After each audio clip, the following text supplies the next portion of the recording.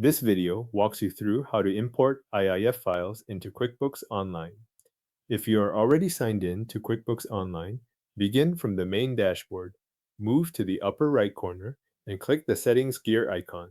This opens the menu where QuickBooks keeps account tools and setup options.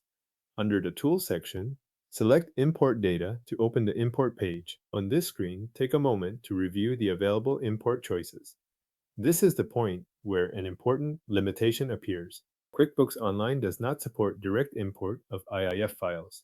The IIF format is mainly used with QuickBooks Desktop, so you will not see an option to upload an IIF file here. If your information is currently stored in an IIF file, you will need to convert or export that data into a format that QuickBooks Online accepts. Depending on the kind of records you are bringing in, that supported format will usually be CSV or Excel. The goal is to prepare the same information in a file type that QuickBooks Online can read during import. After you have the converted file ready, go back to the Settings gear icon, then return to Import Data. Now choose the category that matches the information you want to bring in. QuickBooks Online provides options for items such as customers, invoices, suppliers or vendors, products and services, and chart of accounts.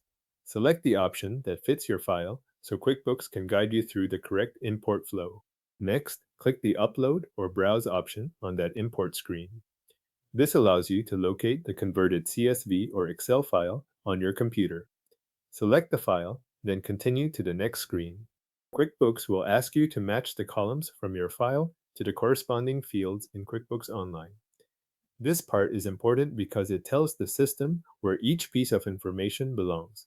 For example, a name column in your spreadsheet should line up with the matching name field in QuickBooks. Make sure each column is mapped correctly before moving forward. Once the mapping is in place, review the import preview. QuickBooks will display the data it is about to add and may flag entries that look invalid or incomplete. Check those messages carefully and correct any identified issues before you continue. This helps prevent records from being imported with missing or misplaced details. When everything in the preview looks correct, click Import to add the information to QuickBooks Online. The system will begin processing the file, which may take a moment depending on the amount of data included. Wait for the confirmation message from QuickBooks that tells you the import has finished successfully. Thanks for watching. Your converted CSV or Excel data is now imported into QuickBooks Online.